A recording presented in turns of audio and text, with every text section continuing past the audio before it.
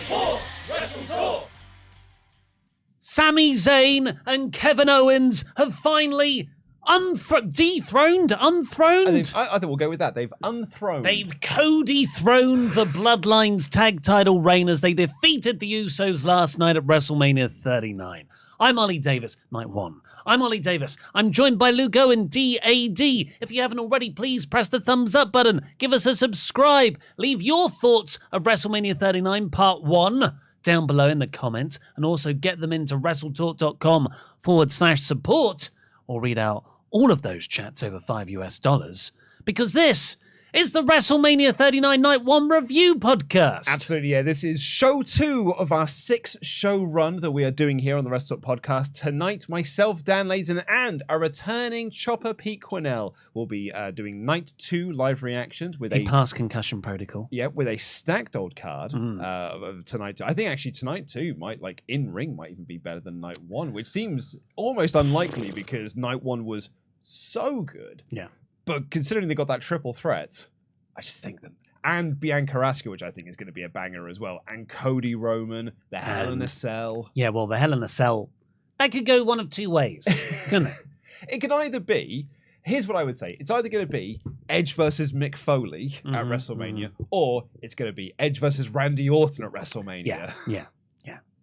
Long. But I think it's either way. I think Night 2 is going to be in-ring an incredible night. But so Night 1 was just as good, if not, a superb show. And then you and I will be doing a podcast review of that the following day. And then myself and Dan later will be doing live reactions for the Raw after Mania and a podcast review of that show as well. You'll notice that I've called this show WrestleMania 39 and not WrestleMania Goes Hollywood. Because I don't think WWE know what Hollywood is. Well, why do you think that? Well, first off, there were a few warning signs, red flags, you might say, in the build, where I was looking forward to loads of Hollywood movie parody vignettes. We got those. Well, we got mostly TV parody vignettes. Goodfellas. Yeah. 40-Year-Old Virgin. The Joker. Titanic. The Joker. And then Stranger Things. Well, that's made in Hollywood. Yeah, but it's not a Hollywood movie. It's a TV show. Yeah, I mean, you say most TV shows.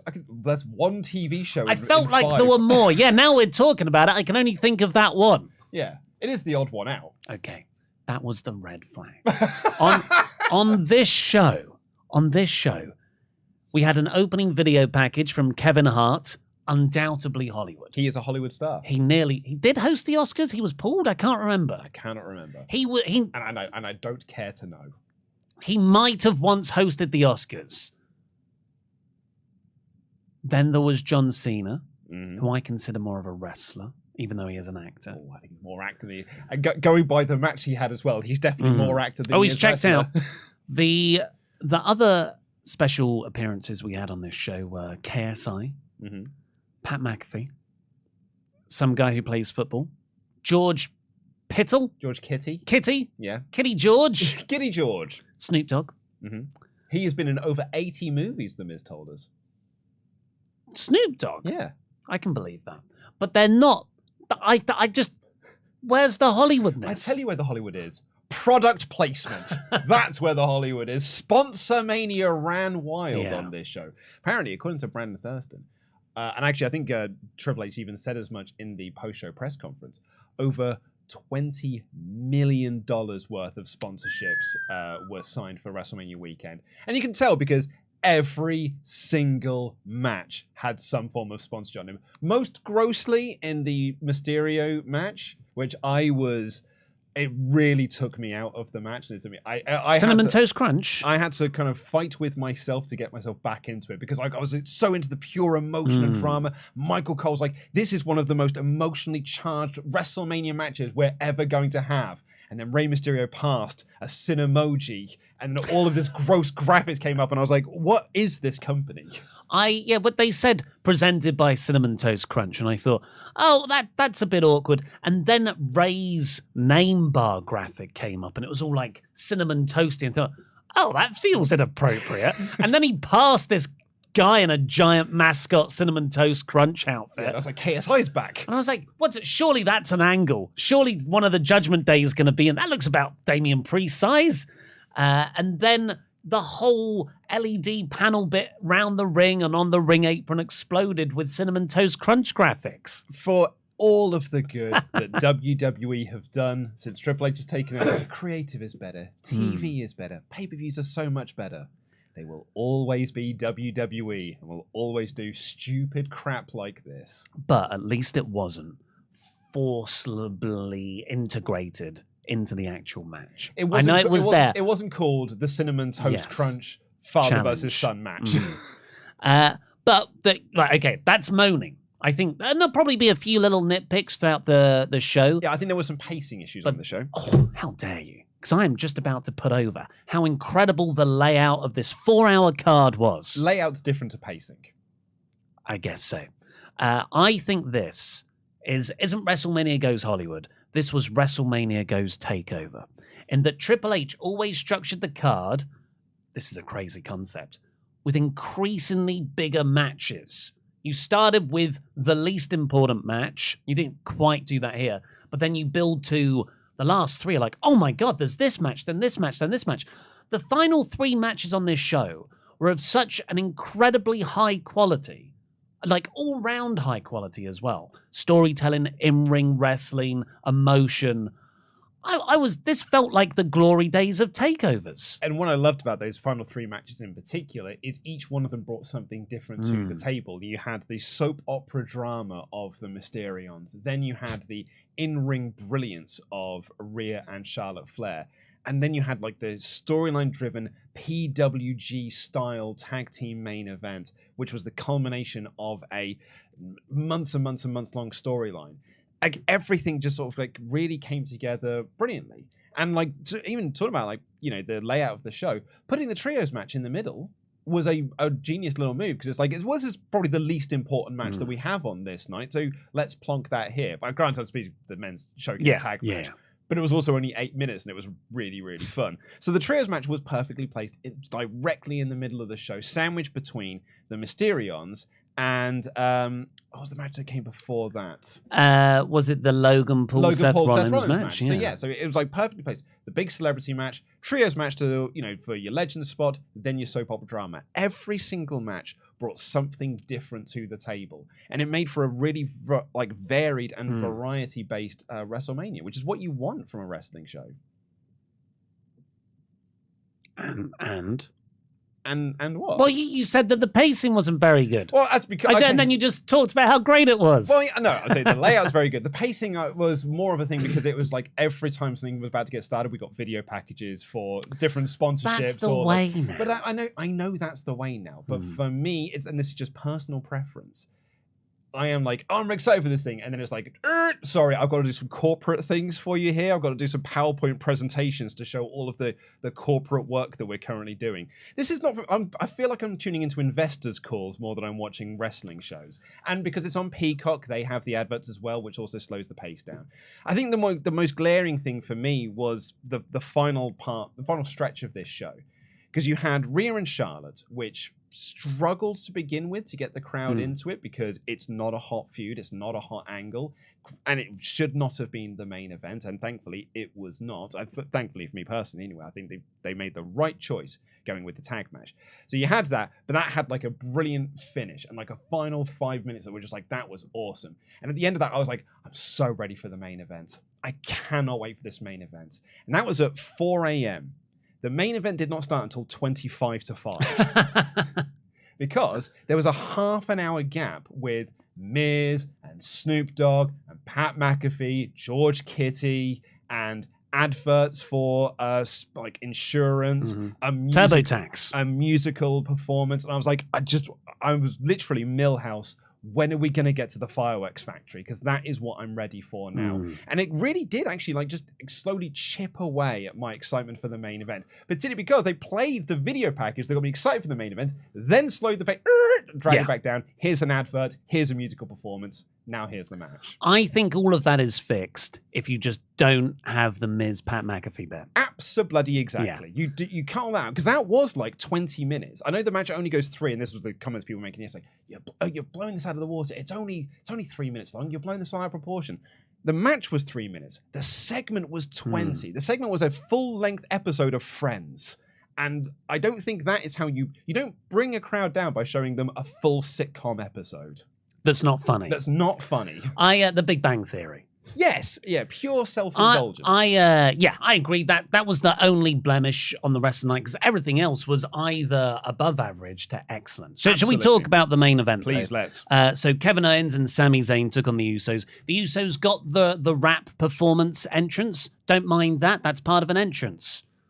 Little Uzi Vert. Yeah, apparently he's from Philadelphia, so it was almost like an advert because they're in Philly next year. So he's from Philadelphia. And I felt like Michael Cole was doing his best to justify this in story. To be like, well, this is what the Bloodline are all about. The big pomp and circumstance of like, yeah, because they've always had musical performances to bring them out. They've always had long entrances. Yeah, and oh man, can you see the size of that ramp? It's going to take a full hour for Roman to do his entrance tomorrow night. It's a red carpet ramp. I love the design for the Goes Hollywood. So good. You know, for all the football stars and the YouTubers that you have in Hollywood, that Hollywood knows.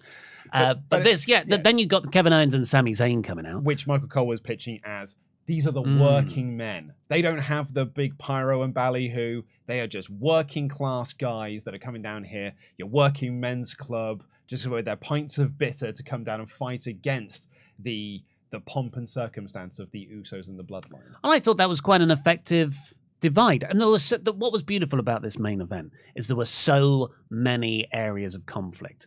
The entrances were different. The looks were different. The style of wrestling was different, but it was all complementary. So I didn't really... Maybe have they wrestled before in WWE? As a foursome? Yeah. They must have. When I feel like they would have. When Owens and Zayn were in their tag run, they must have faced the Usos on an episode of SmackDown. Babyface Usos team. Yeah. But this felt like a dream match because it wasn't just the Usos. Like, the Usos are one of the best tag teams around now and have been for the last 5 years. And certainly in WWE, they are the best tag team. They're the benchmark. Yeah. And then you've got Kevin Owens and Sami Zayn, who I know is not El Generico, but they've, spiritually, he's inherited that. Michael Cole even said as much. He said El Generico would be so proud that Sami Zayn is in a main event of WrestleMania. And Corey Graves just took me and was like, glad that guy's retired. And I was like... So he isn't dead. I was like, Corey Graves, you show some respect. That man died saving orphans. So you had that team was your end of the noughties 2010 PWG Ring of Honor tag team. When I was getting into Ring of Honor, like they had just broken up and I went back and rewatched all the stuff. So I was like, oh, this is like a full-on dream match. Generational. Yeah, generational clash. The best tag team in WWE now versus one of the best tag teams from the indie scene 10 plus years ago. And I love the fact that they had the PWG logo on their gear. It's a California promotion. They were in Los Angeles. And I particularly love that Sami Zayn had SZ in the style of Kevin Owens on his tights. I thought it was so good. And there was someone who chatted this in. I didn't pick up on this, but this was a potential theory. The Usos wore white because in their mind they're the good guys of this story, whereas Sami Zayn and Kevin Owens all black, like the baddies would be, but they are the heroes. So in the Usos' mind, it's like, we're the heroes here, they're the bad guys, because we're wearing white, they're wearing black. And I thought there were some really nice, just little bits of detail like that.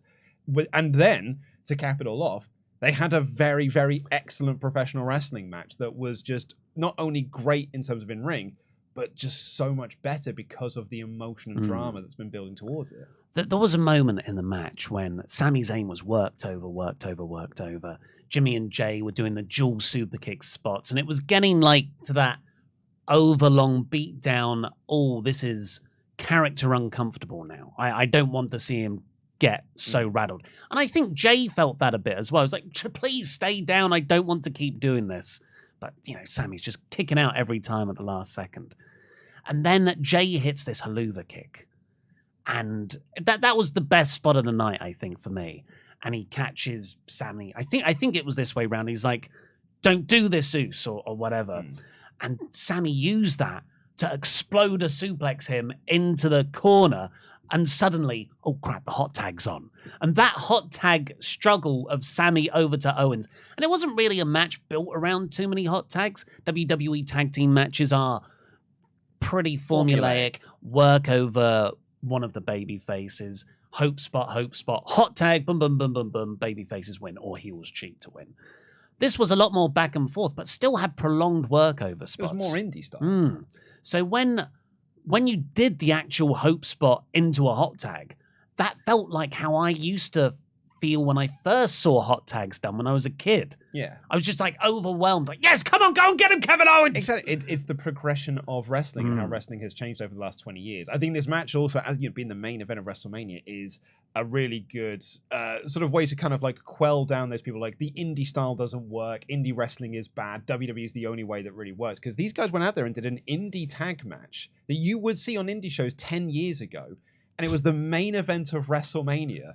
And it was awesome. But that's it, isn't it? It's like, I love the match, but it is from 10 years ago. Yeah. So WWE is never at the forefront of the art. Like, you go over and you look at AEW and you see the Kingo and Omega.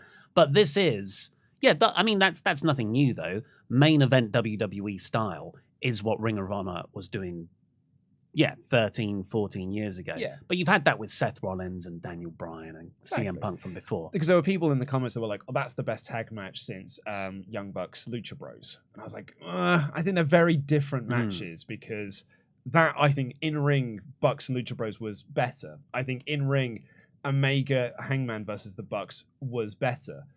But that's not to say that this was bad because they're different things.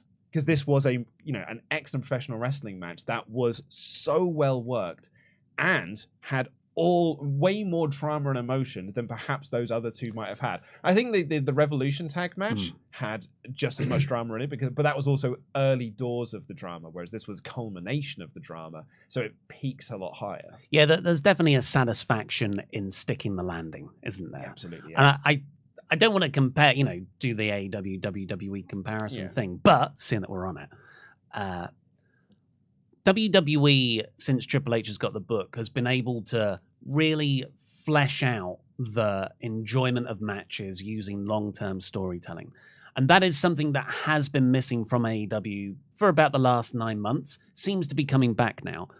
But this was, if you think of a wrestling match and it has loads of different areas, and Dave Meltzer will grade really on only one area, which is the in-ring work. He doesn't go, oh yeah, but this guy's entrance was wicked, or the crowd was super hot, which sometimes it plays a part in his overall enjoyment, but those aren't boxes that he personally ticks. It's mostly in-ring work. That's his prerogative. That's how he rates things. And I think you as well, and I think a lot of you watching really take in the whole package a lot more. The storyline build, the characters, the commentary, all of those bits. And this, for me, tag team match-wise, importance-wise, significance, it's got that sort of WrestleMania bump where things feel more important when they're at WrestleMania. On my GM mode, matches do get a bump if they're on pay-per-views. So this got a bump because not only was it WrestleMania, it's the main event of WrestleMania. So it's an extra couple of buffs being added. Like load of Bagwells, a couple of buff Bagwells all over the place. And it creates a far more fulfilling, rounded experience of narrative storytelling through wrestling. And I'm so glad it was the main event. Yeah. There was a lot of talk back and forth about whether or not Charlotte and Rhea was going to be the main event. The main argument for which being, well, Rhea Ripley won the Royal Rumble, she should be the main event. But I think most people looked at it outside of just that was really the only argument for Rhea Ripley and Charlotte going on last. Is, well, Rhea Ripley won the Royal Rumble, and the Royal Rumble gets you the main event of WrestleMania. That's not been the case for years, though. It hasn't been the case for years, is another point. But, it's Rock, Hogan, Triple H, and Jericho. That should not have gone on last. Triple H and Randy Orton should not have gone on last at 25. You have to look at... I think, Triple H has learned from the mistakes of matches he's been a part of, where hotter matches have happened before him, and then he has struggled to do his really boring 45-minute matches that he likes, his boring 45-minute main events that he likes to do. So, having said that, though, if he was on this card, he would have made himself the main event. If he'd have won the Royal Rumble, he definitely would have been the main event here. So I think he is smart enough to look at that and be like, no, this is the hottest angle, this is the hottest feud, and it's going to be the most feel-good moment. What a way to close out the show, with Owens and Zayn looking at the fireworks and the pyro going off and everything, as friendship won out, brotherhood won out. And crucially for me, it adds so much intrigue into night 2. because we have got a night 1, night 2 narrative here. We're now going into a night 2 where the Bloodline are down a set of titles. How does that affect Roman? Are we going to have any interactions with Roman and the Usos on the show? Any backstage segments with them? And that, to me, is an incredible appeal, which would have been slightly diminished if we were like, okay, well, never mind that. Here's The Miz and Snoop Dogg, and then here's Charlotte and Rhea Ripley 35 minutes later. Yeah, it's all well and good in hindsight to say, well, look at that match that Flair Ripley had, and it was incredible. I think it's one of the best women's matches the company's ever done, genuinely. But you didn't know that going in. No. And it was not a hot story. No. And yes, I know they're women. It's nice to have women main event one night and men main event in the other. But if you put that match on last, guarantee you, a lot of the audience are leaving as soon as Sami Zayn wins. LA traffic's bad. That's why John Cena left so early. But he's got the Johnacopter. Just he'll hop on the Johnacopter.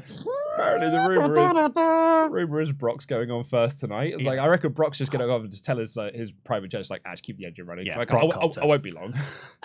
So what do you think of this as a pitch? Because match ends, loads of celebrations. Kevin Owens is crying. It's a wonderful moment. Then you get like the 5-minute recap package of here's all the stuff that you just saw, which is really nice. I think then you cut backstage, frickin' Thanos post-credits level, and it's just Roman Reigns staring at the screen. Fine, I'll do it myself. Yeah, something like that. I thought just a little bit. I thought for a second you were going to make the pitch. You come back and Kevin Owens powerbomb Sami Zayn into the apron. They've got me with that before. Yeah. But yeah, like a little. I want to see that on more pay-per-views. But particularly on 2 night ones. Yeah. And this is a storyline that is going across into the second night. Actually, I would have popped for that quite big. My question for you, sort of outside of the match itself and the drama, which we talked a little bit about. What do you do with the tag titles now? I think Owens and Zayn hold them for a while. But I mean, I think you do a new as in the belts themselves. They've got the unified tag titles now. Do you just carry on with the 4 belts? Do you merge them into 2 belts and you just have 1 set of tag titles? This is going to be a hot take for the internet. Genuinely don't have an opinion. I don't care. I don't care. I don't care. I'll see what route they take. Yeah. Triple H has built up so much confidence in myself that I'm like, yeah, well, whatever you want to do, Trips. If you want to go down the route where you just have everyone appearing on everyone's shows and the brand split doesn't really exist anymore, I don't care, because the show's been, TV's been all right. TV has been okay. It's been better when they've just not had the brand split stuff. Yeah, exactly. So you can share more stuff. Or if you want to really solidify, knuckle down, here's the barrier between the brands from now on, I'm behind that too. I don't care. I just don't care. I'm excited to see whatever you do, Hunter. I was going to ask, yes, mate. Storyline-wise, what you do. So I think there's plenty of mileage still in the Usos and Sami Zayn and Kevin Owens. I want to see a Sami Zayn Jey Uso singles match. That I'm more into, because I one of the things I've said a lot about WWE, particularly since Triple H has taken over, they often end the storyline with the end. So Becky beats Bayley, and that is almost the next chapter of them just continuing to feud, to the point where Becky on Raw was like, why are we still feuding? Because I've already beaten you multiple times. This is a pointless match. And what I don't want is to kill this a lot by just doing a rematch of these two, because I've seen the good guys win. So that moment is not going to feel as special. All we're going to get is a very good professional wrestler. Not that there's anything wrong with that, I suppose. But that could diminish the story somewhat. But a Sami Zayn, Jey Uso singles match? Yeah, that I'd be really into. I think you could do a rematch, but you have to give a real reason for it. You either put a big stip on, so Usos can't challenge for the belts again while you're champions. Maybe it's a Hell in a Cell. There was no. That's another thing. There was no interference, no bloodline interference. No here. Solo Sikoa, no Heyman, which was interesting. It was like, and there was no Judgment Day interference in the Ripley Flair match either. I think I said the Dom match. Loads of interference in Dom Ray, but that worked, and I thought it was just an admirable show of restraint to not do that then in the final 2 matches. But yeah, you could build to I don't know what stip you could build to based off of this match. But I definitely think you could do another one, and that other one will facilitate Jay not splitting, but being like, I'm going to do a singles thing for a bit. I think we're going to find out a lot more on this post Raw after Mania, maybe even post SmackDown after Mania. Depends on if Roman's on the Raw after Mania, because the WrestleMania for me narratively is built around the end of the Bloodline.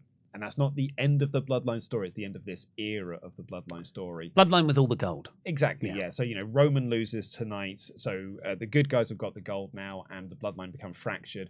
I really like the idea. I pitched this to Dan on the live reactions last night. Roman turns on Jay. And what does that do character-wise for Jay, who had multiple opportunities to turn on Roman but never pulled the trigger, and Roman actually pulls the trigger before he does? Like, what does that do, psychologically for Jay? I mean, there's actually an argument to be made for taking all of them off TV for a bit and actually just letting. This is going to be a very niche reference, I think, for people. But there was a period in Marvel Comics when they had the Dark Reign, when Norman Osborn won. Yeah. And Norman Osborn took over the Avengers. He became the new Iron Man. He became the Iron Patriot, and he created his new Avengers that was actually just baddies masquerading as the heroes here. And it was this culmination, and it built, and Norman Osborn was defeated. And then they had the Heroic Age, and that was just a period of time when the good guys have won, and all the baddies are sort of like gone off, and we're just sort of like just resetting the status quo for a little bit. What if we just do that? We take away our Norman Osborn in Roman Reigns and our Venom in Jey Uso. I'm trying to think of some of the other people that are in there. And we just sort of just let the land settle a little bit. Have no Bloodline whatsoever on TV for a handful of months and just see what the company looks like with no Bloodline whatsoever. That could definitely work, because if the Usos are still around, they have to be going for the tag titles. Yeah. Like either it's their own drive or Roman's telling them to if they're still together. I don't know, but let's see what all of you think on the Ultra Chats. WrestleTalk.com/support. Get them in there. Matt Hennessy has put in a load of chats. So let's do this run here. What a main event. So happy for the four guys getting to headline, especially Jay and Sami, who have been the heart and soul of it all. When Zayn and Owens won the titles, I cried. I'm so happy. I agree with Ollie. This might be the greatest WrestleMania of all time. You did give this 100%. 100%. Never given anything 100%. I think this puts it in the league of 2001: A Space Odyssey in terms of human achievements of art. So if Night 2 also gets 100%, well, this is the thing. It's a 200% show. This is the thing. I do feel like it has a bit of a caveat because it's not a full show. It's half a show. Yeah. And it's because it's split across both nights. You've got the benefit then of having a shorter show. There's still 4 hours, but you've only got 7 matches on the card. 6 actually advertised, and then 7 because you had the Miz match in.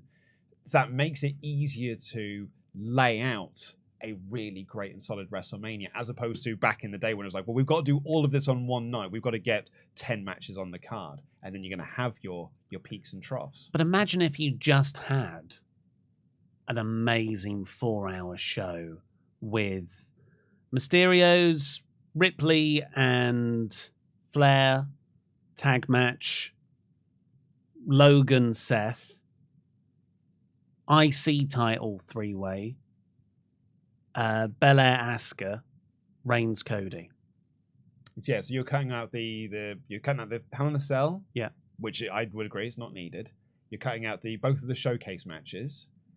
What else are we cutting there? Brock and Moss. Yeah, Brock Moss. And the trios, the women's trios. Yeah. I mean, that is a really, really solid card. That's one of the greatest cards of all time. Yeah, it's pretty good. So is that 100%? And if that's 100%, what? Anyway, I don't know. Because that's the thing is, I don't think I can't really make the argument that this night of WrestleMania was all killer, no filler, because there was a whole lot of filler right towards the end. I think you remove that filler, and I would agree with you, this is a 100% show. Better than WrestleMania X7. Well, WrestleMania X7 has got a lot of things that people forget that are on that card. Test versus Eddie Guerrero, and just a lot of middling matches. Yeah. But it had a lot of grandeur, a lot of pomp and circumstance, and a lot of so many great matches and great moments, the hardcore triple threat being chief among them, that it becomes the greatest WrestleMania of all time. And I still think to this day it is the greatest WrestleMania of all time. It feels like it's got the highest highs. It's got the highest highs, and it feels grander than a lot of other WrestleManias have ever done. But that is not to say that, also I think you've got to be aware of not just being in the moments.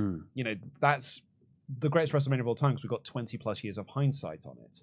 We have got less than 24 hours hindsight on this one yet. So we don't know where this really is going to rank until time has...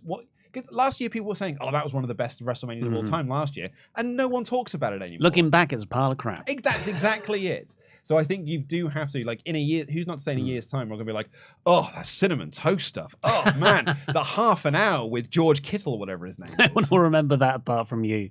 You're so sore about it. Did you cry when Owens and Zayn? I got close. Yeah, I got a bit teary. I wept a bit. Matt Hennessy continues. It's funny to think that Zayn and Owens' contracts with WWE were expiring in early 2022, and a lot of us thought they would jump ship to AEW. Them staying with WWE was the best decision they ever made. KO headlined 2 WrestleManias now, back to back. Sami went from losing a comedy match last year to being part of the biggest storyline in wrestling and headlining WrestleMania this year. Not just is this the first time the tag titles closed Mania, but Sami is also the first wrestler of Syrian descent to headline Mania. Credit to Triple H for elevating the tag titles to the point where the fans wanted them to headline Mania, and the company gave us what we wanted. Honestly, this is my match of the year. In ring, was it the best wrestling match I have watched this year? No. But it was an emotional roller coaster. As much as I enjoy good wrestling, and the tag title match in ring was very good, wrestling is at its best when it pulls at your heartstrings. Love this show. Good luck to Cody versus Roman. It ain't topping this, WWE.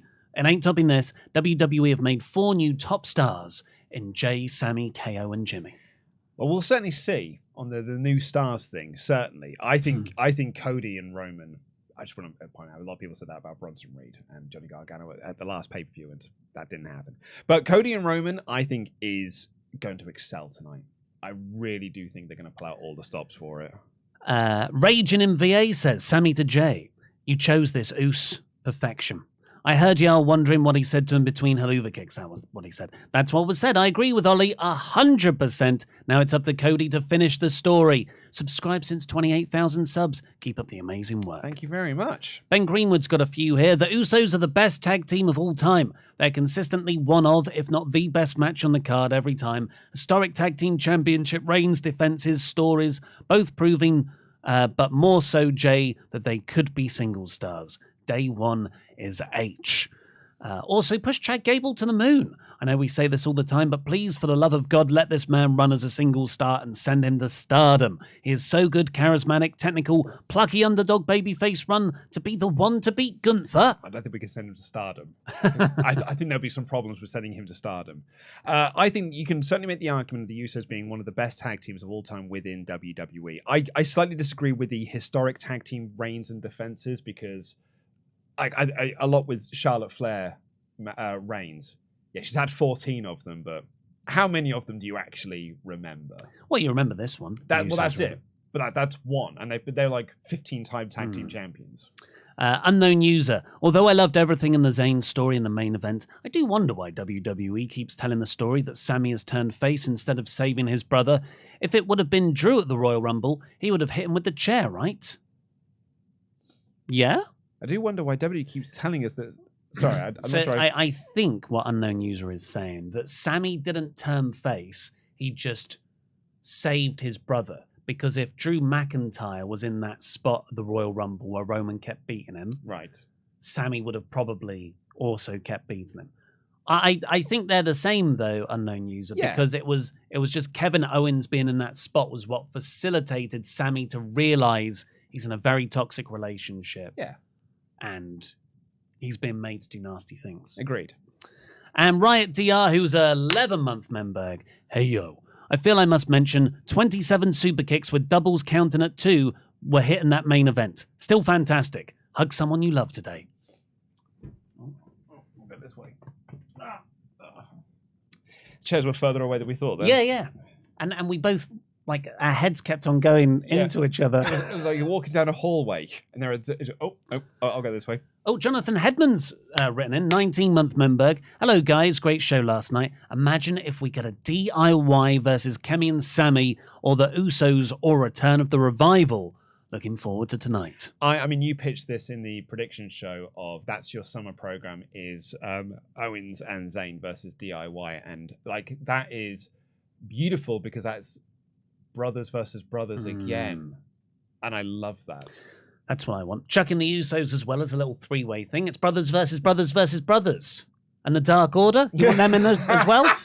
They don't fit into this storyline. John Rye. Last night was an amazing night. I watched it with my brother, who I haven't watched wrestling since we were kids, since WrestleMania 23. And watching that main event of Brothers Reunited and me watching with my brother again, I got emotional. I love wrestling. It was beautiful, Nice. I mean, me and Dan were saying this on the live reactions last night, is that there's nothing like pro wrestling in the world. And it's moments like that that really do solidify. We often have that line of like, oh, why do we watch this? Like, what am I watching when it's really, really bad? But this was a show that was like, this is why. Yeah. Because there's nothing like this on the planet. Hopefully it stays this way. Fingers crossed. I mean, yeah, so as has been reported by Fightful Select, Vince was in Gorilla all night. Not only was he, but like previously he was just sat there to just watch proceedings.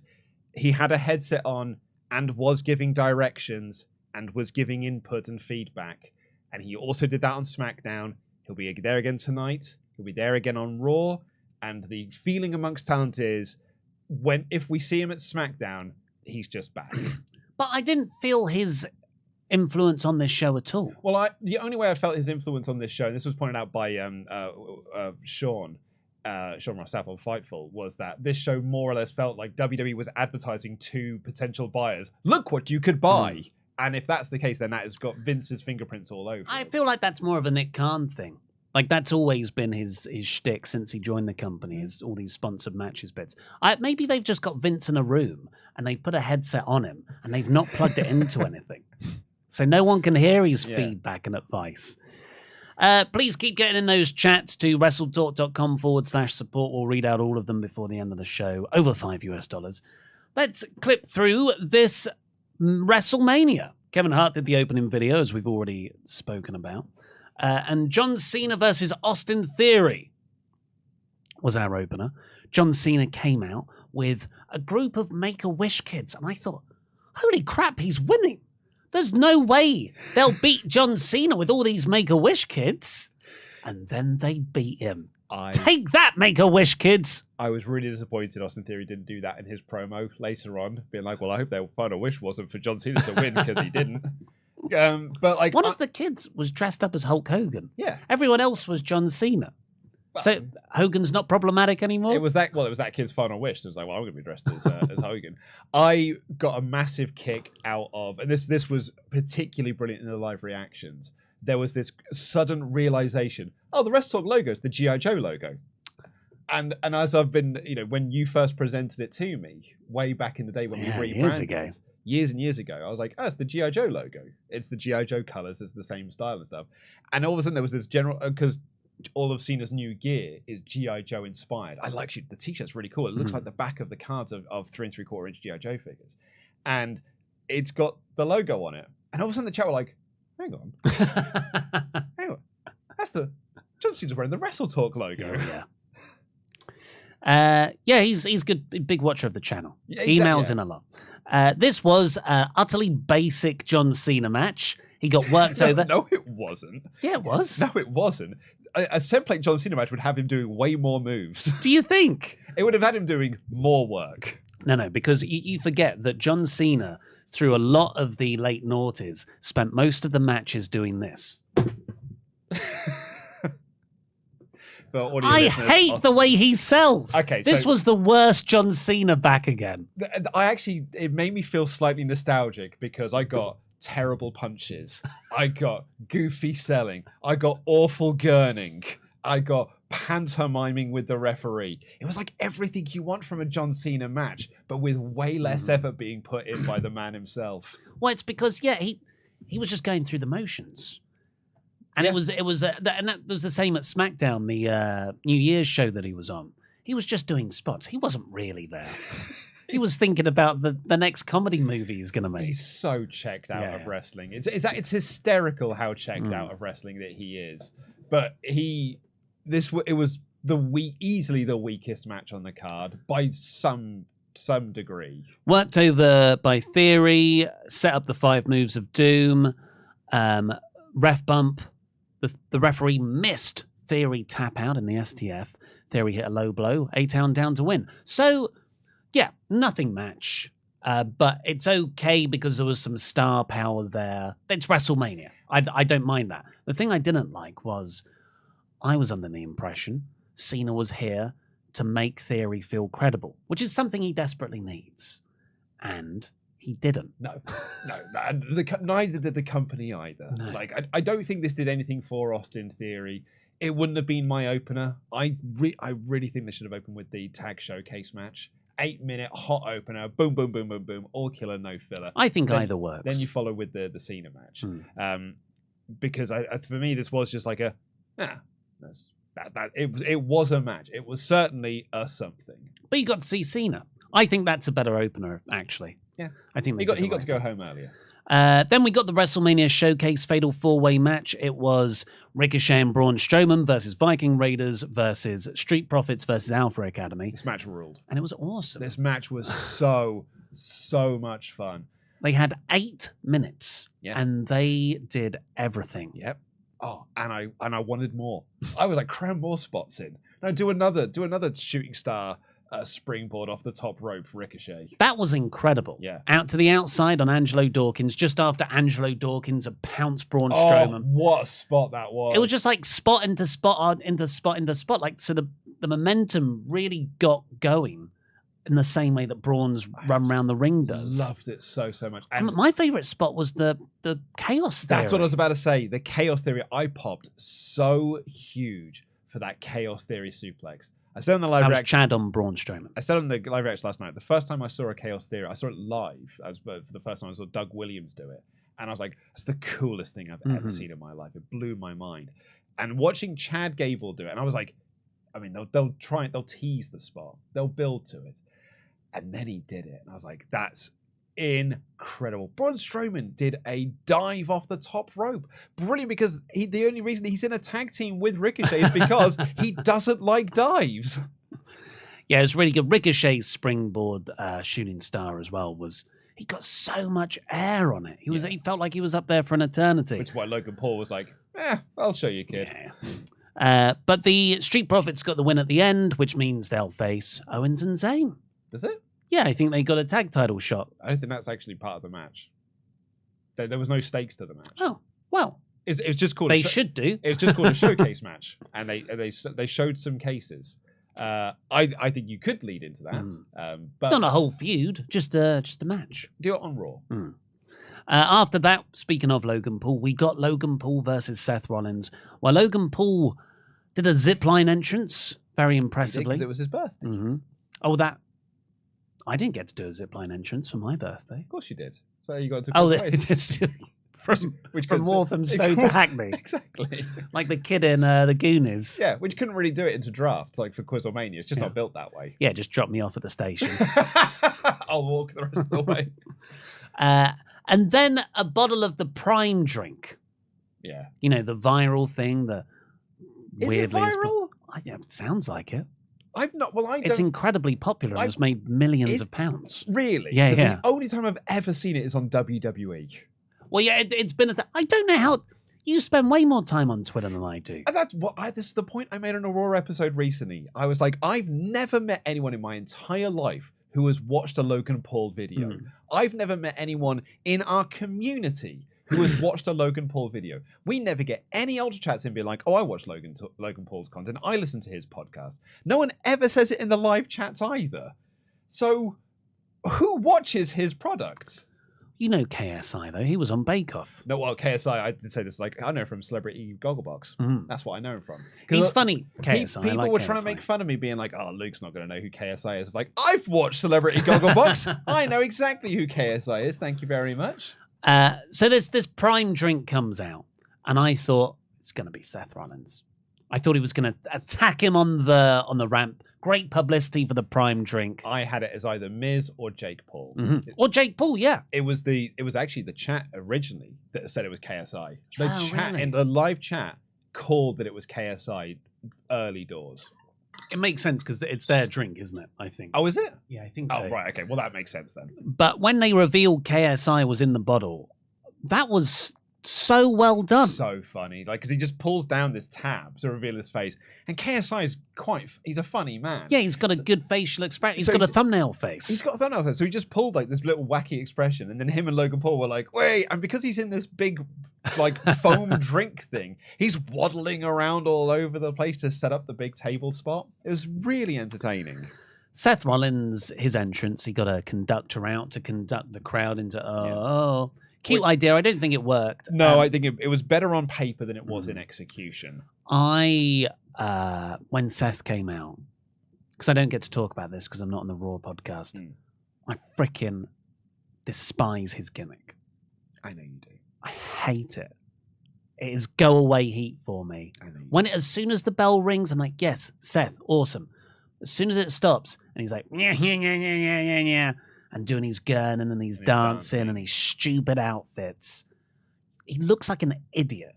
And I meant to cheer him as a baby face. I hate it. Yeah, but you get to sing the entrance, so I don't even like the entrance song that much. This is hot take. I prefer the old entrance music. Yeah. Yeah, I mean, I like the cult leader Seth. That was good. Or just normal babyface Seth, Monday Night Rollins. This is pony. But the match was great. Really good stuff, like Buckshot Lariat, of course. He did the best moonsault ever. The bestest moonsault. Better than Christopher Daniels. His vertical leap is insane. The thing I love about Logan Paul as a wrestler is he doesn't, and I think we've said this on podcasts before, he doesn't feel like a celebrity doing a wrestling match. He just feels like a wrestler having a wrestling match. He is like a natural at it. And to an annoying degree. He's the complete package. Yeah. Athleticism, just charisma, promo ability, selling. Yeah. Like he's really good at selling. Yeah, John Cena could take some notes. Yeah. And also what I keep going on about is timing. I think to do some of the spots that he does, and granted he's working with Seth Rollins or Rey Mysterio. They're rehearsing the or matches Roman within Reigns. an inch of their life as well. But I'm not saying that's a negative because I think more matches should be rehearsed because oftentimes they look way better for it. Well, a lot of people rehearse their matches, particularly celebrities. They look nowhere, not even close to the bottom version of this. Some of the spots, the finish, for instance, coast to coast into a super kick. My God. And credits to WWE as well. They shot it brilliantly because they just had all of the focus on Logan Paul setting up for it. So you didn't see that Seth Rollins was standing up. It was then weird that why Logan would have done it because Seth was quite clearly already standing up. But well, you say that. I don't think he was. I think he probably left the turnbuckle and then Seth popped up. That's how good their work together was. That's how good his vertical leap is. He's got the time, he's got the hang time for it. Well, so the KSI spot, KSI reveals himself. Yeah. And they beat up Seth and they put Seth on the announcer's table. And KSI is there. He's going to stream himself. And Logan Paul is getting up to the top rope. Also streaming himself. Yeah. He's got his phone up as well. Neither are looking at what Seth's doing. Perfectly set up. But I swear Logan hadn't left the turnbuckle, but had already gone down to leave it. So, you're already locked into that movement. And that's when Seth did the switcheroo and KSI there. It wasn't quite that smooth. Seth had already pulled him on and then Logan jumped, but they covered for it because he wasn't looking at what he was doing because he was just constantly looking at his phone. So it's only as he was in midair did he realize that he was about to land on his friend. That was the genius of the spot. So he probably never saw. He just trusted Seth to do it. Yeah. And that is, wow. It was so much fun. It was everything that you wanted this match to be. And a little bit more because you had the fun little KSI extra in there as well. I was genuinely surprised that Logan Paul did not win. Yeah, same. And Seth picked up a clean victory, overcoming the two douchebag YouTubers. But because I thought they would do more. I mean, maybe they still will. Maybe they'll still lead down to do some more matches. Someone even pitched for the Saudi show. Logan Paul, Jake Paul, and KSI versus Seth Rollins and Street Profits. Yeah, that's great. Yeah. I honestly think Logan Paul should maybe beat Cody for the title. Do it at SummerSlam. Have Logan Paul champion for a couple of months. Yeah, but he's never on TV. Or just, he'll just commit to 2 months on TV. Doing some TV. Yeah. But him having a 1 month reign, I actually don't think it's the worst thing in the world. Yeah. Now we're out of we've had Roman Reigns hold the belt for 2-3 years, whatever it's been. We can have Cody hold the belt for 4-5 months. Look, you saying it out loud does not fill me with that's a great idea. But I could be convinced that it is a good idea. It's not like a year ago. If someone said, oh, yeah, they'll put the title on Logan Paul in Saudi Arabia. Oh, this company. Now, no, that's brilliant. That's inspired Triple H. But Logan Paul has said in an interview, I think he's lying, that his contract is now expired and he's done with WWE. Because he said he signed a multi-year deal, so I can't see how... I think he also said it on his podcast that he's now up. Because I think he even then started with but if they're smart, they'll re-sign me. Yeah. So I think they're playing it up as more of a story thing, that he's not contracted to do more shows, but WWE wants him to do more shows to try and get more heel heats. He's big money Paul. Yeah. Oh, he also hit a GTS. He did, yeah. Terribly. Yeah, well, that's the move. No, I know, but he somehow made it look worse. It's the first time where I was like, oh, you are human. You are fallible. You can make an error. Terrific match, though. Hope he's back. Then we got Becky Lynch, Lita, and Trish. He's winning Money in the Bank, isn't he? That's what someone's just said in the live chat there. Logan Paul with Money in the Bank is actually... That I can be convinced is a great idea. That is a terrifying threat to just be lurking in the background. Yeah. He can have the briefcase on all his podcasts and videos. I love. Who said that? Love that idea. That was Tom Loveday. Tom Loveday, that's a fantastic idea. We got Becky Lynch, Lita, Trish Stratus versus Damage Control. And the Legends got a sort of Sin City style black and white video entrance. Because Hollywood. Yeah. That was a Hollywood movie. It was a comic book. Yeah. 17 years ago. That's actually pretty current, really, when you think about WWE. I didn't really get anything out of this match. Yeah, me neither. Inconsequential. Yeah. I think, Lita's a legend. Love Lita. I don't like watching her in the ring. Well, I said this last night as well, but it was quite nostalgic to watch her wrestle exactly the same as she did 20 years ago, which is slow motion underwater. But Trish looked amazing. Trish looked good. Trish hadn't missed a step at all. Becky got in her stuff. I think that all the 6 of them had fun, but that's what I mean. this was perfect sandwich between the spectacle of Logan and Rollins and the drama of the Mysterions. When people are talking about the Miz match was good because it brought the crowd down. I was like, I think this was better at that because at least this it gave you something a bit more. It was a couple of legends. I think it Ronsil, it did what it said on the tin. Problem was, I've seen Becky beat them all a lot already, so them just winning again is all right, then cool. It's like if Edge wins tomorrow, it's all right, cool, because I've already seen this. Which is why I thought, hey, maybe they'll have a Damage Control win. Because this group is done. Yeah. This group has got nothing else now. If you had this match and then you did something to set up a future direction, then my opinions on it might change. But it just felt like total filler. Yeah, it was filler. Yeah. But you made the point on the prediction show, which has sort of been playing on my mind a little bit, and I completely agree with for that reason. If Damage Control had been a dominant faction since they debuted at SummerSlam last year, and Becky had to resort to bringing in Trish and Lita, and this is the first time that they beat them as a group, I think this would have been so much better. Oh, yeah. But I saw them win at War Games, and then I saw them win in a cage match, and then they won the tag titles off them, and then Becky beat Io Sky on TV, and then they just won on pay-per-view here. Yeah. So in the end, it didn't really matter. It's the Shield versus DX and Kane. Yeah, and in the end, it doesn't even matter. But they tried so hard, and they got so far. But in the end, it doesn't even matter. But what did matter was Dominic versus Rey Mysterio. Cinnamon Toast Crunch. Well, we did. Before we got that, we got 2 incredible entrances. Dom's entrance will surely be, until Gangrel comes out with his brewed beer, the best entrance of the weekend. Do you think he's going to spit out the brewed beer? Yeah. Apparently it's cherry flavored, so it will be red. That's even better. What a genius. He's a good guy. The porn thing just didn't work out for him, so he's like, I'll try my hand at beer instead. But Dom got this full short film really serious. Like, this was not played up ironically. It was the best. It wasn't even slightly tongue-in-cheek. It was done totally seriously, which made it all the more ridiculous. Yeah. Dominic is in his prison cell.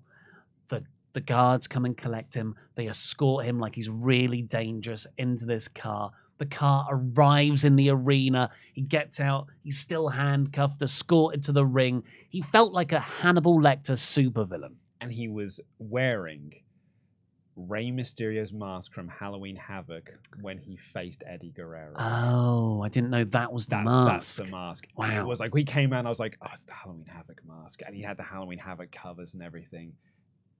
Perfect. So great. Because then, when Rey does his entrance, he comes out with Snoop Dogg in a lowrider to Eddie Guerrero's I Lie, I Cheat, I Steal music. Huge pop from the crowd. Then they get the Rey Mysterio music.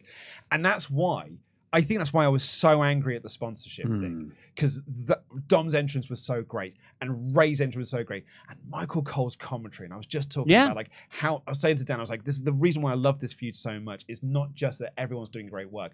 Michael Cole is such an integral part to this story because he was on commentary for SummerSlam 05 during the ladder match between Rey and Eddie over the custody of Dominic. And he is a man who has got adopted children. So that's a story that meant so much to him. And I was like, this is why this story means so much. That's why Michael Cole is so great at this. And then all of a sudden, this obnoxious grossness appeared on screen of just like, but cinnamon toast. Actually, none of this really matters in the end because we're actually just a gross corporate sponsorship company. And I was like, F this place. There were more tasteful ways to do the cinnamon toast crunch. The tag match was right there. Like that tag showcase match. Why wasn't that the sponsorship match? I'll tell you why. Because the sponsors would have wanted a higher profile match and would have paid more for it to have a higher profile match there. And WWE looked at this as like, really, this doesn't matter to us. The money is more important. We'll put it on here. And I hate them for that. Fun match. Great match, though. The in-ring work was, decent, really good, but it was all the angles and not overbooked, but perfectly booked stuff on the outside. You had Angie and Aaliyah in the crowd.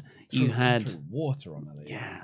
You had Judgment Day appear, tried to take out Rey, but then the new LWO after SmackDown ran down and made the save. Yeah, Sean Rossap reported via Fightful Select that on internal running sheets, they are now listed as the Latino World Order. So yeah, they are no longer Legado del Fantasma. Even though they were called on commentary apparently they are now listed internally as LWO. Dom hit a 619 and then a frog splash and Rey's kick out. I thought that was the end. The whole crowd went crazy. Really into it. Dom tried to expose the turnbuckle. The referee went to fix that. It was really a diversion so he could get the chain. But Bad Bunny, who was on commentary for the Spanish announce desk, stopped him, leading to Rey getting the win. A great ending. Again, I really thought Dominic was going to win this. Same. I really thought they were going to lead. This will lead to more. And it probably will still lead to more. But I really thought you have Dom win here. Have him go on this heel, like a heel run bragging about that to build to the rematch.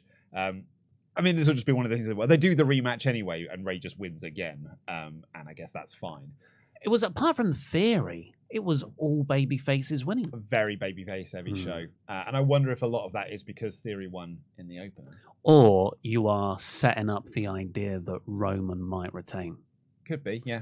Because, the Usos winning as well. The Usos losing. Like, well, does that mean Roman will win or lose? It could go either way. Yeah. But yeah, this was so much fun. Michael Cole's commentary was excellent. So good. Do you think they continue this? Because I agree. I feel like Dom should have won via cheating. Do something to his mum, do something to his sister, try and tear off the mask. Usual spots to build that rematch. And then with Backlash in Puerto Rico, which is probably why Bad Bunny interfered, you can set up a tag match there. Yeah, you can do a trios match of LWA versus Judgment Day. Mm-hmm. And they probably will do, but I think it does feel like that's WWE's biggest problem. It's the biggest problem I have with WWE currently, is that we have the ends of stories, but then the stories just keep continuing. Well, I don't. But we've had the emotional high point. But usually you would do the first matches. You try and do 3 matches in a series if there's mileage. I certainly think there's mileage here. We both thought that this was going to build a rematch. Yeah, but now I've seen the emotional high point. Oh, with Ray winning. With Ray winning. Right, yeah. So like, it's where do you go from here? This would be like if if I'm trying to think of a really good example. Like if Ricky Starks beat Chris Jericho and then built to a feud with Chris Jericho. That's exactly it. That's actually a great example. Ricky Starks won the feud in the first match because he overcame all the interference of the JAS and then beat Jericho clean. And that started a feud where he wanted a rematch with Jericho for no reason, really. Yeah. I think that if you have a 6-man tag in Puerto Rico, yeah, that'll be really great and it'll be a really fun match. But I've already had the emotional high point of the story. And if you just build to a rematch, but I've already seen the win. It's the problem with the Edge feud. We'll see where it goes. I like what they did with the around the world reactions. Because they then cut to Germany. There was a watch-along party. Everyone's like, "Hooray!" And they'd done one in England and Australia later for Rhea Ripley. Gorilla Position show. Oh, was that what it was? It was Gorilla Position partnered with BT Sports for it. So yeah, it was their show. Was it over the road? I think it was actually quite close by, yeah. Wonder who had more viewers. And the final match we'd talk about, because we already covered the main event, was that excellent Charlotte Flair versus Rhea Ripley match. As Luke already said, I thought the first 5 minutes, crowd were a bit tired by the soap opera fun of the Mysterions. Also, not the best build. Rhea's a face booked as a heel. Charlotte is a heel booked as a face. It's difficult to get into. But they work so hard and so well that the spot that turned it all around was only 5 minutes in. It was when Charlotte countered the Riptide into a DDT. And it was like everyone went, hang on, this is good. Yeah, it was like, a bit of, hang on a tick. I think we might be onto something here. Charlotte Flair is an incredible performer in that I would never have her wrestle on TV because she's checked out of TV matches. The match that she had on SmackDown a few weeks ago was abysmally bad because she put in less than 0 effort into doing it, because she just all saves it for doing a great pay-per-view match. And I think that's kind of what keeps me slightly at arm's length with Charlotte matches. So when this match was over, Dave Meltzer said that might be the best women's match in WWE of all time. You were saying this in the off spot, like you would really loved it. It's top 5, I think. I think this is certainly in the conversation, but for me, it's not as good as Becky Bianca last year or Bianca and Sasha the year before. I think those are way, way, way better matches. And I was trying, I was like, well, why do I feel that way? And I was like, there is something that keeps me at arm's length with Charlotte. A, I don't feel like she cares enough. B, she is a terrible babyface. That is booked. She's a heel that is booked as a babyface, and I don't think she knows quite how to work the crowd in that sense. And C, she has said in interviews all she wants to do is just beat her dad's record for title reigns. So there's no point to any of her title wins then, because she just loses them and then just wins another one, and then she just loses that so she can win it again, loses that so she can win it again. It's not about the reigns and a story and the emotion. It's just, I can rack up a bigger number. She's like a 14-time world champion, and I can't tell you anything significant about the majority of those reigns. What about the time she returned randomly and just beat Ronda Rousey right away? Yeah, like it's just, but what did it lead to? Yeah. Like she didn't really do anything on TV. And then she's just gone into this feud where they've done nothing, and then she's lost the belt. But to Charlotte Flair, it's like, doesn't really matter because I'll just win it again at some other point, and then that's 15 title wins. That's one away from beating my dad's record. Do you think that's why she was smiling at the end of the match? Because like, yes, I can win it back now. Win it back now. What did you think of the smiling? So what happened? Great match, like 23 minutes, pretty much the same length as the main event. Extraordinary in-ring action. Whole crowd are into it. Busted noses, stiff working style. Well, that from the German suplex. Yeah. So Rhea Ripley did this German suplex, and Charlotte did a full moonsault flip over and landed face first into the ground. Like her nose hit the mat, and then it just crumpled into the back of her head. It looked like she had broken her nose. She certainly had, definitely. She certainly had carpet burn on her nose from where she hit the mat. So Rhea wins with an avalanche riptide. Great really finish. cool. Really yeah, cool great finish. And then confetti, no, was there confetti? There was certainly pyro. Yeah, pyro. And Rhea's celebrating. It's great, great moment. And then it cuts to Charlotte Flair, who's grinning.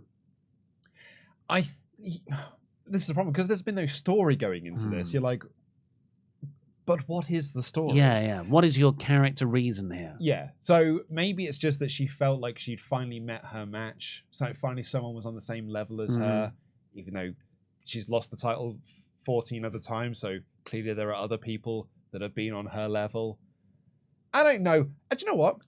I don't care. Oh, okay. I don't. No take. I don't think I care. I have no take on this whatsoever. I think what she was going for was, wow, we wrestled a hell of a match. You have earned my respect and my title, Rhea Ripley. Smile, smile, smile. But what I feel it came off was, I'm a bitch. I'm a total bitch. A heel turn. No, not even a heel turn. Just like whatever Charlotte was going for there, I felt obnoxious. It felt fake. Well, and that's what I mean about the match kind of always keeps me at arm's length. And I think that's why I look at other matches that have happened the past couple of WrestleManias as better matches, because I feel like I've been more invested in those than I have in this one. Not to say that this was a bad match, because I think it would be impossible to say that this was a bad match, because this was an excellent professional wrestling match. And I thought both of them worked so hard. And it was awesome. I think it's actually my match of the night. Yeah, in terms of in-ring. The main event for me, closely followed by the four-way tag match. I thought that was the last match we were going to talk about, but hot damn, there's a surprise one here. Miz and Snoop Dogg announced the official attendance as 80,497. So Bucky O'Hare is there. They were talking about 75,000 the whole night. So wow, they beat that. Impressive. Yeah. Then there was a bit of like Snoop Dogg was just out there to have fun. And he sort of stumbled over some lines, repeated one at one point. I didn't mind. He was having a nice time. Miz said that he put out an open challenge when really he didn't. Pat McAfee makes his comeback. Michael Cole is so happy. And Pat McAfee's like, I'll fight you, Miz. And they have a fight. Went 3 and a bit minutes.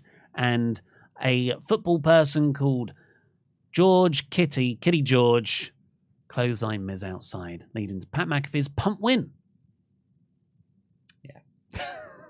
Didn't need to be on that. No, and it went on for so long. It was pure self-indulgence. I'm sure they had a lovely time. I'm sure they had a great time in the ring. The crowd reacted to it. This was very interesting when it came to the live reactions, because I felt this really split the audience. It actually split the audience 3 ways as well, because we had our poll go up of like, after every match, thumbs up, thumbs down, thumbs in the middle. And it was effectively 33% thumbs up, 33% thumbs down, 33% thumbs in the middle. That spells disaster. For you at Sacrifice. And it was like, some people were like, it's fine, it's just a little bit of filler. A lot of people were like, yeah, whatever. And a lot of people were like, this has been a complete waste of time. I'm sort of more in the latter category. I was ready for the main event. I was ready for the Fireworks Factory, and this was just delaying the Fireworks Factory. I think this didn't need to be on the show whatsoever. And I think part of my reason for that is if I went into a bar or a pub and I saw Pat McAfee and his mate being the way that they are, I would go into a different pub. I would not want to be in that pub. I would turn to whoever I was with and be like, should we go somewhere else? Yeah, should we go somewhere else? Because there's a lot of twats here. And I think we should probably just go somewhere else. I like Pat McAfee. Overall, yeah, I gave it 100%. Unprecedented. It's a 5 out of 5 show for me. Unquestionably, it's a 5 out of 5 show for me, because the highest of the highs makes up for the lowest of the lows. And even then, they're not really lows. Yeah, the lows weren't too bad. The lows weren't bad. Austin Theory's match was fine. The Trios match was fine. The Pat McAfee stuff was fine. But it was not like anything ever dragged anything down. This was a complete 5 out of 5 show. But on your percentage scale, I could never give it 100% because there was all that filler on there. What would you give it? 96, 97? Pretty close. Let's get on with your Ultra Chats. Last call for those. WrestleTalk.com/support. Nathram King says, so we had 2/3 title changes. Do you think we are changing any titles? Night 2? Yeah. 2 out of 3, title changes. Well, I think Cody's winning. And I think Gunther is losing but not getting pinned. I think Gunther retains. I think Cody wins the belt.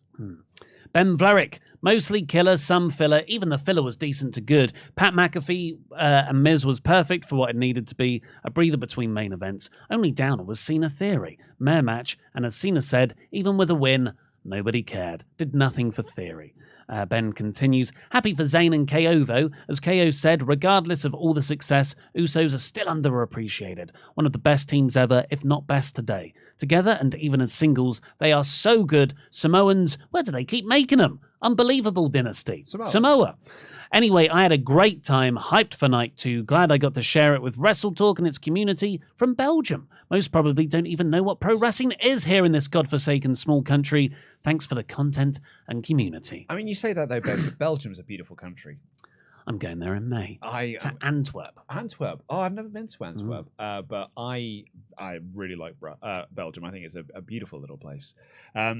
I also think there is an argument to be made that you do not need filler matches between a hot semi-main and a main event. Not when you've already got a 3-minute promo break and a 3-minute sponsorships bit. That's enough. Yeah. KOTV, great night 1, and the how do you say this? Homo sapiens. Homo sapiens. Come on, mate. And the Homo sapiens haven't come out yet. I'm concerned that this isn't ironic. Well, so this to me, it's Tamina at WrestleMania a few years back when she was the most over person on the show because Ross from Cultaholic is a very charismatic person. Because we had a chat in recently that was like the Homo, like this isn't an ironic thing, and the Homo sapiens are going to prove that. And I was like, by saying that, it makes it sound like because you've called yourselves Homo sapiens, it sounds like you are ironically cheering him. Yeah. Thought Damage Control versus Lynch and Legends was underrated and my favourite match. There you go. So he's got terrible taste across the board. Everyone has the right to their opinion, but I cannot abide that. There were so many other far superior things on this show.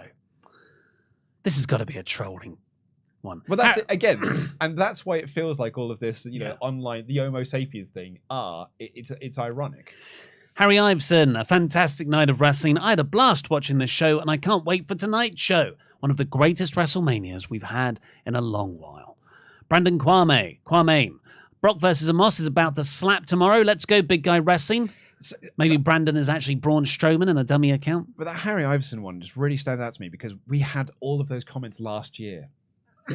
And that means that it can't be the best WrestleMania we had in a long time because last year's was the best WrestleMania we had in a long time. It's either the best or the worst. Oh, I see. Sorry. And also, everything pre-trips had a really weird barometer.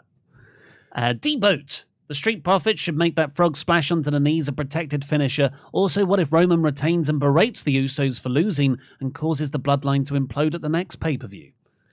I think that would really damage Cody. Yeah, I think so. Cody's the right guy. Kazumi, do you think they'll keep the titles on Roman to get him to 1,000 days? Also, shout out to WrestleTalk for being one of the reasons I got back into wrestling. Great content. Thank you. Honestly, it's the only argument that has been presented to me as to why Roman should retain. There's potential. I'll hot tag to you. Unfortunately, we have a Streamlabs issue here with an unknown user, so do let our moderators know who you are. Said the 4-way tag team match was better than it was supposed to be. Gave me hope for the future of tag team matches. Felt like the Usos' reign was not special because the division wasn't. Damage Control reminds me of Dolph Ziggler versus Goldberg, where he lost 3 times. Yeah. You think Randy will return as a backup for Edge? Getting tired of the women's division always being happy on WrestleMania after losing if there's no story behind it. If Cody wins, does the title reign need to be long? So there's quite a few little points in there. Should we go through them one by one? Yeah. I think the Usos' reign not being special because they didn't have that main opponent or rivalry. I think it's a fair point, actually. Because really, like, they had that really good match with Street Profits at Money in the Bank, but then they had a really terrible follow-up to it at SummerSlam with Jeff Jarrett, the special guest referee. Yeah. No reason. And teased breakups for no reason as well. I agree on Damage Control with the Goldberg stuff. You think Randy will return? I wouldn't want him to. I want that to be with Riddle. Yeah. Yeah, I mean, I don't know what we're doing with Matt either. I don't want to go back to Edge and Orton. And if Cody wins... No, I don't think the title reign needs to be long. No. Bacon Rasher, good afternoon, gentlemen. Not lads, same as last night. Just wanted to say thank you for last night. Looking forward to tonight as well. I didn't know being drunk and hungover at the same time could happen, but it did. I love WrestleTalk and the SWAF Nation. Thank you for you, Bacon Rasher. We'll see you this evening. Please do let our moderators know who this person is, unknown user. I'm calling it now. Brock and Amos ends in a double countout, but they keep brawling after, and Amos begrudgingly earns Brock's respect. The pair of them then form a tag team called Bromos, managed by King Bro himself, Vince Russo, and they win the tag belt on the Raw after Mania. I didn't know there were so many available puns and portmanteau words for Brock and Amos. But Bromos, that's good. Yeah, and maybe that's why he keeps calling him Omos, because he doesn't know his actual name. That big lad. I'll just face the big lad at Mania, and then I'll just jump. What do you want, Vince? Yeah, right. Yeah, that'll do me. Spencer here said, "Hey guys, I agree about Cena in theory. Underwhelming, but felt weirdly nostalgic. And to be honest, I don't think it going an extra 5 minutes with a clean AT win elevates theory much more." Oh, it would do if it was a good match, though. Yeah. If it went another 5 minutes and Cena did the AJ Styles match, yeah, then it would be a good match. Well, a very good point to this. Cena didn't hit the AA at all. So Theory didn't even get to kick out of an AA. And everybody gets to kick out of an AA. John Cena didn't even give him that. Dark73 said, "Hey lads, hope you're doing well. This will be my last Mania I watch in the UK before I move to America and get married the day before WrestleMania 40. And Jimmy the Gent, who's been a member for 12 months in a row, says, "Hello, you beautiful boys. I'm here at Mania. Love you guys. Wish you were here. Going to wear a support WrestleTalk shirt around today." Thank you. See if anyone shouts anything at you. And thank you, Matthew Bills, for your donation, but no comment. We're going to end the poll now to find out what you thought of WrestleMania. Thumbs up, 93%. Whoa. Thumbs in the middle, 5%. Thumbs down, 0%. So there's obviously some like dot percentages in there. 0% thumbs down. That is all mid. That is all thumbs up. That's more impressive than 92% thumbs up. But I was fully expecting that, because when we do after each poll, after each match rather, we had a poll for that. The only matches that had, and I was going back and checking this, the only match that was thumbs down was the Cena Theory match. Every other match was thumbs up. Even the trios match was thumbs up. Damn. And it was heavily weighted thumbs up as well. Like 90 plus on every single match, with the exception of the Theory match, which was mostly thumbs down, and the Miz match, which just split the audience completely. Everything else was like 93 plus thumbs up. Hot damn. And thank you, Jonathan Snipes BA, as well. I think that was one of the unknown usernames that didn't get recorded. Ah, lovely. Thank you very much. Thanks for joining us here today. Stick around, press subscribe, because Luke, Pete, and Dan will be back later for WrestleMania 39 Night 2. I've got live reactions. I've got the uphill battle on my hands as I try to retain my Jam That Championship. It's not looking good, folks. Potentially mathematically impossible. Potentially, but we won't go into that too much. Go over and watch my full review that went up on the WrestleTalk channel as well. And there was a Survival Series April Fool's edition over on partsFUNknown. Go over and watch that. I've been Ollie Davis. This has been Luke Owen, DAD. Jam that jam.